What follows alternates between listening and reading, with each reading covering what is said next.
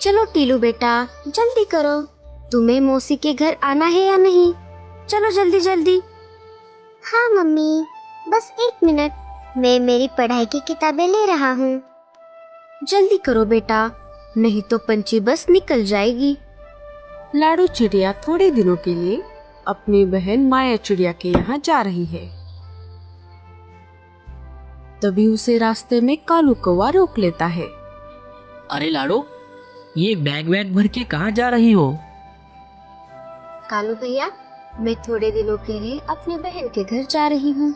बहुत दिनों से वो मुझे बुला रही है, लेकिन घर के कामों की वजह से मेरा जाना ही नहीं हो रहा। लेकिन अब मेरी बहन माया की बेटी की सगाई है, इसलिए मुझे अब तो जाना ही पड़ेगा। अच्छा अच्छा ठीक है, तुम जाके आओ। लेकिन लाडो, तुम जल्दी वापस आ जाना। क्या तुम भूल गई? 1 हफ्ते बाद मेरे भी बेटे की सगाई है। हाँ कालू भैया, मुझे याद है, मैं जल्दी ही आ जाऊंगी। अब मैं चलती हूँ, नहीं तो मेरी पंछी बस छूट जाएगी। लाडो वहाँ से निकलकर पंछी बस स्टॉप पर आ जाती है। थोड़ी ही देर में पंछी बस आ जाती है। लाडो बस में बैठकर अपनी बहन के घर की तरफ निकल पड़ती है। ये मैं अपनी मौसी के घर जा रहा हूँ। रात हो जाती है।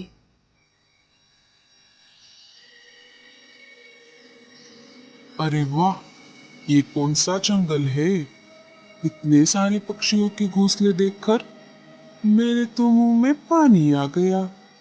मैं बहुत देर से उड़ रही हूँ। कुछ दिनों के लिए मैं इसी जंगल के बाहर अपना डेरा बसा लेती हूँ। हा हा हा हा हा।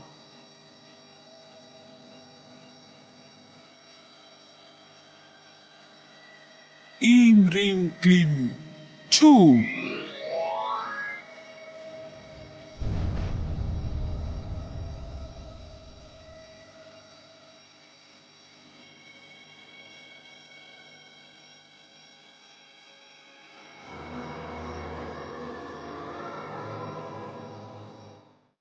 सुबह हो जाती है। हे ऊपर वाले, ये क्या हो गया? मेरे अंडे कहाँ गए? तभी वहां पर रानू चिड़िया आ जाती है। अरे बुलबुल, क्या हो गया? तुम रो क्यों रही हो? क्या बताओ रानो, कल रात को सोने तक मेरे अंडे घोंसले में ही थे, लेकिन सुबह जब मैंने उठकर देखा तो मेरे अंडे गायब थे। पता नहीं मेरे अंडे किसने चोरी किए। लगता है जंगल में कोई शिकारी पंछी घुस आया है। ये बात पूरे जंगल में फैल जाती है। सारे पंछी सतर्क हो जाते हैं। लेकिन रानू चिड़िया बहुत डरी हुई थी, क्योंकि उसने सुबह ही 2 अंडे दिए थे। रात हो गई। रानू चिड़िया आंखों में तेल डालकर अपने अंडों की रक्षा कर रही थी।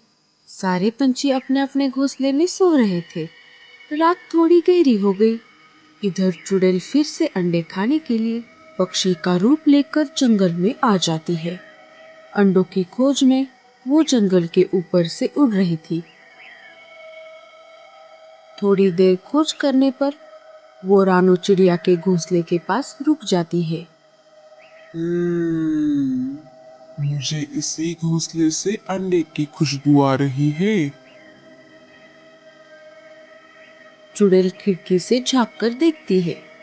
देखती है तो क्या, रानू चिड़िया अपने अंडों को पंखों के नीचे छुपाकर बैठी हुई थी।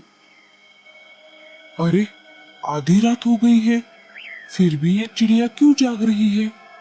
मुझे अब मेरे जादू से इसे अपने वश में करना होगा। चुड़ैल अपने जादू से रानू चिड़िया को अपने वश में कर लेती है।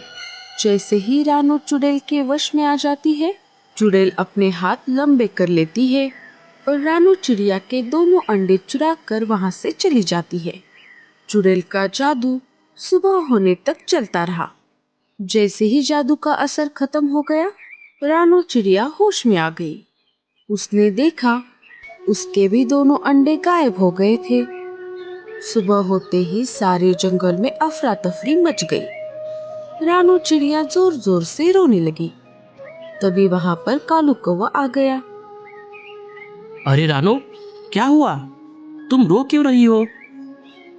क्या बताओ कालू भैया, कल सुबह किसी ने बुलबुल चिड़िया के अंडे चुराए थे और आज मेरे भी अंडे चोरी हो गए हैं।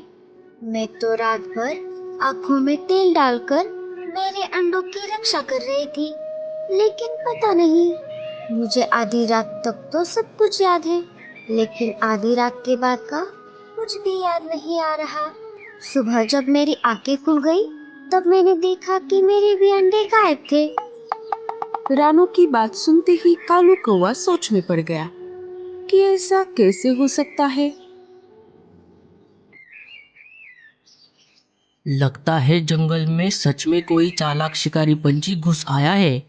वो दिन में नहीं, रात में शिकार कर रहा है। मैं एक बार जाकर पूरा जंगल छान मार लेता हूँ। देखता हूँ कोई नया पंछी का घोंसला मुझे दिख जाए। कालू जंगल के ऊपर से उड़ रहा था। थोड़ी देर ऐसे ही खोज करने पर जंगल के बाहर एक बड़े से अजीब से डरावने पेड़ की एक टहनी पर कालू को एक अनजान घोंसला दिख जाता है। वो तो अच्छा हुआ कि उस वक्त वो चुड़ैल खाने की तलाश में घोंसले से बाहर गई थी।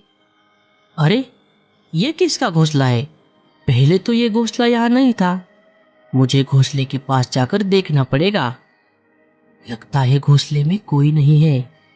मैं अंदर जाकर देखता हूँ, तभी मुझे सच्चाई का पता चलेगा। कालू चुपके से घोंसले के अंदर जाकर देखता है।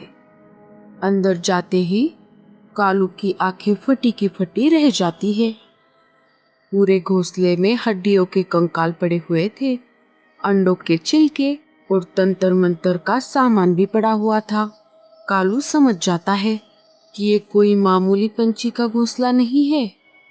कालू एक सेकंड का भी वक्त ना गवाते हुए वहां से अपनी जान बचाकर निकल लेता है और पास वाली एक पेड़ की टहनी पर एक बड़े से पत्ते के पीछे छुपकर उस घोंसले पर नजर रखता है।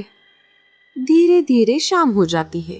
तभी वहां पर चुड़ैल पक्षी के रूप में उड़ते हुए आ जाती है। घोंसले के पास आते ही वो अपने असली रूप में आ जाती है और घोंसले के अंदर चली जाती है। ये सब नजारा कालू पास वाले पेड़ की टहनी पर बैठकर देख रहा था। अच्छा, तो ये एक जादूगरनी चुड़ैल है। लगता है यही रात में जंगल में आकर पक्षियों के अंडे चुराकर खा रही है। इसके पहले कि ये आज रात को फिर से किसी के अंडे चुराकर खा ले, उसके पहले मुझे इसे सबक सिखाना पड़ेगा।